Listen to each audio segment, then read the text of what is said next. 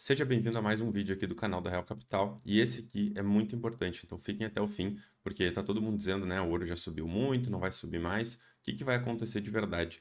E aí, entrando nas notícias principais aí que aconteceram ao longo do final de semana, principalmente essa aqui que está na tela de vocês, que é uma das frases mais conhecidas para as pessoas aí que gostam bastante de ouro, que é a regra de ouro das negociações e do sucesso, ainda como diz o Donald Trump, que é aquele que tem o ouro faz as regras. Obrigado. Então, o Trump, o que que ele está dizendo aqui? Ele está dizendo que ele tem ouro, que ele faz as regras, mas será que ele tem ouro? Será que esse movimento do ouro simplesmente está subindo assim um pouco e vai parar? Ou será que a gente está num movimento de inflexão que a gente não vê há mais de 100 anos? Como mais ou menos o que aconteceu lá na Alemanha, né, na República de Weimar. A gente olha aqui, pô, estava subindo bastante, o cara olhava, agora o ouro já subiu demais, tem que cair. Ah, o ouro não vai andar agora mais. Putz, já subiu, agora vai cair. Não, agora sim o ouro vai cair. Então, todas as vezes que começava a subir, as pessoas começavam a dizer que estava subindo demais. Só que, na verdade, não era o ouro que estava subindo, era o preço do marco alemão que estava caindo exponencialmente. Então, a gente pode ver que é muito parecido com o que está acontecendo agora aqui nos Estados Unidos. Se a gente pegar esse gráfico, dá para ver exatamente que aqui no marco alemão, onde tem essa linha vermelha, a gente vê que cruza um topo um pouco mais alto, e aí quando rompe essa linha vermelha, ele simplesmente vai exponencial, que na verdade é a morte do papel moeda, a morte do marco alemão, e pode estar acontecendo exatamente a mesma coisa com o dólar, e não só com o dólar, né? Porque todas as outras moedas são derivativos de dólar. Então a gente vê que exatamente a mesma coisa que aconteceu aqui no marco, cruzando essa linha vermelha e acelerando o preço do ouro, a gente está vendo acontecendo agora com o dólar. E esse print aqui nem é tão atualizado, acho que daria para ser até um pouco mais em cima aqui, porque o ouro não para de subir US$ 100 por dia, então cada vez está acelerando ainda mais. E se a gente olhar aqui nessa imagem, dá para ver que não é só com o dólar. Aqui tem várias moedas, em todas elas o gráfico é o mesmo. O ouro simplesmente disparando, indo para topo histórico, subindo cada vez mais rápido ainda. Aí a gente vê muita gente dizendo, não, porque agora tá, todo mundo já comprou ouro, agora o ouro não tem como subir mais, porque todo mundo já comprou, vai começar a cair. E a gente até vê esse relatório aqui do Bank of America que saiu essa semana, em que eles fizeram uma análise, né, com todos os investidores, todos os gestores de fundos e perguntaram qual que é a trade, né, qual que é a compra, o ativo que eles acham que está mais cheio de gente, né, que já tem todo mundo comprou e que não tem mais muito como subir. Eles falaram 49%, então metade de todo mundo que eles perguntaram disse que long gold, então comprar ouro, era a trade mais lotada de todos, que não tem mais espaço. Todos eles estão falando isso. Mas será que realmente é a trade mais lotada? Ou eles simplesmente acham que é a trade mais lotada porque o ouro já subiu bastante?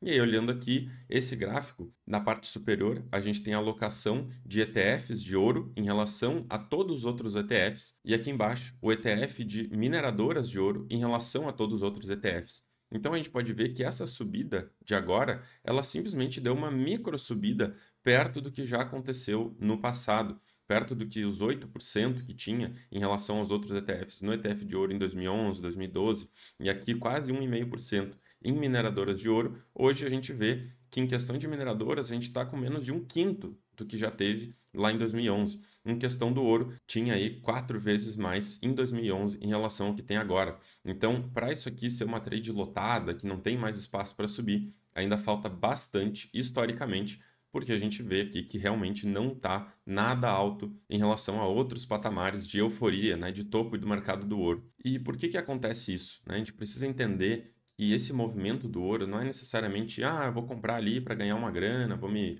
ganhar uma valorização, vai dar uma subida no ouro, eu vou me dar bem.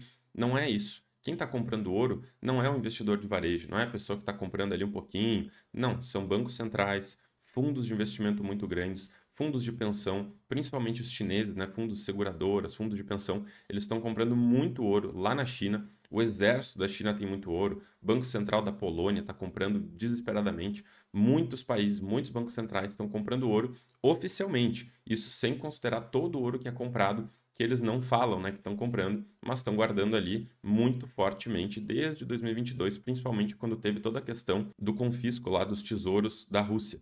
Então a gente vê nesse gráfico em que a gente tem 4 fatores que estão entrando para esse centro, em que é o reset, né? O reset do preço do ouro para cima, para conseguir rebalancear toda a ordem econômica e principalmente a dívida dos Estados Unidos. Porque quanto mais o ouro subir, mais os Estados Unidos fica tranquilo para conseguir pagar essa dívida. Se o ouro fosse para 100 mil dólares, eles conseguiriam tranquilamente pagar a dívida. Só que, claro, para o ouro ir para 100 mil dólares, teria que muita gente aí comprar bastante ouro. Então, é um valor meio absurdo, assim, de se dizer. Mas, por exemplo, digamos 8 mil dólares, em que o dólar perde esse poder hegemônico que ele sempre teve, em que os Estados Unidos podia comprar o mundo inteiro simplesmente imprimindo dólares e mandando a torto e direito para todo mundo, ele gera inflação fora dos Estados Unidos e deflação nos Estados Unidos, porque eles estão jogando esses dólares para fora, voltando para os tesouros americanos. Então, agora, com o ouro se mostrando muito mais seguro do que os tesouros americanos, os países começam a vender tesouro e comprar ouro. Então a gente vê aqui nessa seta verde da direita, o ouro americano começa a voltar para os Estados Unidos, que foi o que a gente viu, estava toda aquela história de tarifas, estava todo mundo com medo das tarifas, que eu comentei que era uma baita bobagem, tanto que eles inclusive isentaram o ouro das tarifas, como era óbvio que iam fazer, porque o ouro é dinheiro, não tem é que nem, sei lá, botar tarifa no euro, botar tarifa no ien, isso não faz sentido nenhum. Então o ouro americano voltou para os Estados Unidos, aqui em laranja, o terceiro acordo de Basileia, que entra em julho, né, 1º de julho desse ano, então em poucos meses, aí, menos de 3 meses, o Acordo de Basileia 3, que é o final de todos os passos ali do aumento de Basileia, o ouro ele vai virar um ativo de Tier 1. Então, antes o ouro era um ativo de Tier 3. Se eu tinha lá ouro no meu balanço, eu tinha um deságio, como por exemplo, se eu tenho ações, eu tenho Tesla, o banco pode emprestar dinheiro, usar as ações de Tesla como colateral, só que como a Tesla é muito volátil, ela vai ter um deságio, digamos 30%, 50%, e o ouro era da mesma forma. Mas a partir do dia 1º de julho, o ouro é um ativo de Tier 1. Então, o que é o ativo de Tier 1? Ele não tem deságio. Se eu tenho ali 100 dólares em ouro, eu tenho 100 dólares de colateral. Ele não vai ser removido, é como se eu tivesse 100 dólares em conta. É um colateral tão bom quanto tesouros curtos, né? O tesouro ali de 1 mês, de 3 meses, ou realmente o dólar em caixa.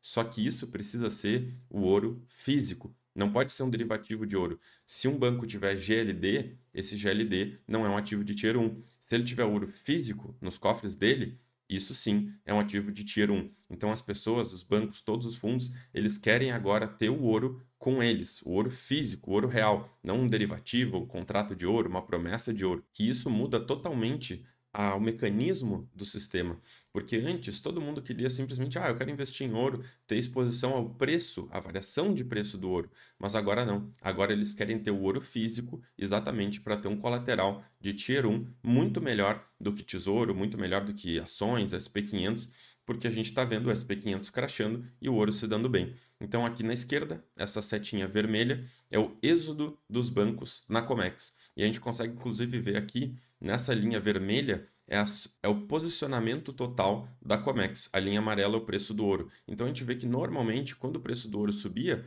o posicionamento total acabava subindo meio junto com o preço do ouro. Mas desde esse último movimento, principalmente, em que o ouro disparou, o posicionamento da Comex caiu. Então, na verdade, não é um monte de gente comprando contrato futuro que está fazendo o preço do ouro subir, mas sim muitos bancos centrais comprando ouro físico, bancos dos Estados Unidos, do mundo inteiro, comprando ouro físico, pessoas que querem se proteger, né, de muitos bilionários, tem muita grana, family offices, comprando ouro físico. Não é a gente comprando contrato futuro, como a gente pode ver aqui nesse gráfico. O ouro está em quase 3.500 dólares e a gente está nos mesmos pontos aqui de contratos em que o ouro fazia fundos. Como a gente pode ver aqui embaixo, o ouro fez um fundo e começou a subir. Aqui embaixo também, o ouro fez um fundo e subiu. Aqui mesma coisa, o ouro sempre, quando chega nesses níveis baixos de contratos futuros em aberto, o preço do ouro tende a subir, mas dessa vez ele subiu, mesmo com os contratos caindo. Então mudou totalmente o mecanismo do que vinha acontecendo antigamente. E aí a cereja no topo do bolo, para completar todo esse reset do preço do ouro, é essa guerra comercial com a China, em que a China simplesmente decidiu que não vai arregar para os Estados Unidos. E qual que é a melhor maneira deles conseguirem se proteger de um ataque comercial, né, um ataque financeiro dos Estados Unidos? A China, ela já vem acumulando ouro desde 2012, muito agressivamente, diminuindo as posições em tesouro dos Estados Unidos e aumentando as compras de ouro. E não é só o Banco Central chinês, né, o PBOC, que compra. Todas as entidades da China, como é uma economia totalmente controlada, as empresas, os fundos de pensão, os fundos de investimento, as seguradoras e o exército chinês compram muito ouro. O exército chinês tem mais ouro do que o Banco Central da China, porque exatamente eles não precisam anunciar quanto que tem e eles compram e vão acumulando exatamente para conseguirem se proteger. Eles terem ali um ativo que, se tiver alguma guerra, eles sabem que vão conseguir trocar esse ouro por munição, por mísseis, por outros ativos que eles podem precisar exatamente no momento de uma guerra. Se eles tiverem dólares numa guerra contra os Estados Unidos, vai ser um problema bem grande. Já com ouro, não. Então, como eles já têm muito ouro acumulado, quanto mais o preço do ouro subir, melhor vai ser para todos os países. Vai ser melhor para a China, que tem um monte de ouro, vai ser melhor para os Estados Unidos, que também tem bastante ouro, vai ser melhor para o Japão, para a Itália, para a Alemanha, para a Polônia, todos os países, os bancos centrais vêm comprando muito ouro. Então, quanto mais o preço do ouro subir, melhor vai ser para eles, porque eles podem simplesmente cada vez imprimir mais dinheiro, porque o ouro deles vale mais dinheiros daquele país, né? Se o ouro vale 8 mil dólares, agora 13.500, eles podem simplesmente imprimir um monte de dólares, porque eles vão ter aquele ouro ali de colateral para conseguir proteger essa moeda. Então a gente consegue ver com todas essas questões que na verdade não é que o preço do ouro está disparando, mas sim que o preço da moeda fiduciária, a moeda fiat, está indo em direção ao valor intrínseco dela, que é zero.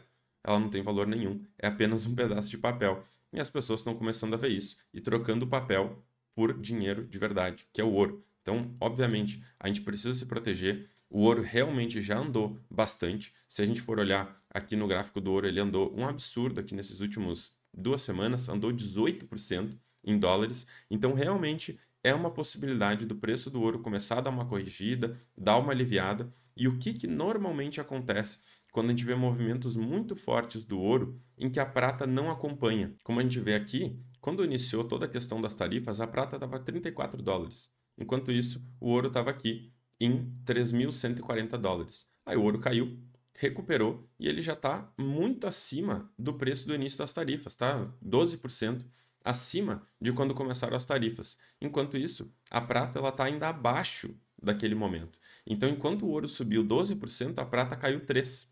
E esse último movimento do ouro em que ele disparou, a prata não acompanhou. E por que isso acontece? Tem um mecanismo muito importante que os fundos e os bancos utilizam quando eles estão com medo de alguma coisa, eles querem se proteger, eles querem comprar ouro, mas eles têm medo que o preço do ouro comece a cair. O que eles fazem? Eles compram ouro e vendem prata. Eles fazem essa trade, porque eles acreditam que se o ouro cair, a prata vai cair mais e essa posição vai proteger eles. E se eles compram ouro e o ouro sobe, eles estão acreditando que a prata não vai conseguir subir tanto quanto o ouro. E o que acontece depois que eles fazem essa trade? Eles compraram ouro e venderam prata. Então o ouro subiu e a prata ficou presa. Quando a prata deveria ter subido junto, ela ficou trancada enquanto o ouro subia.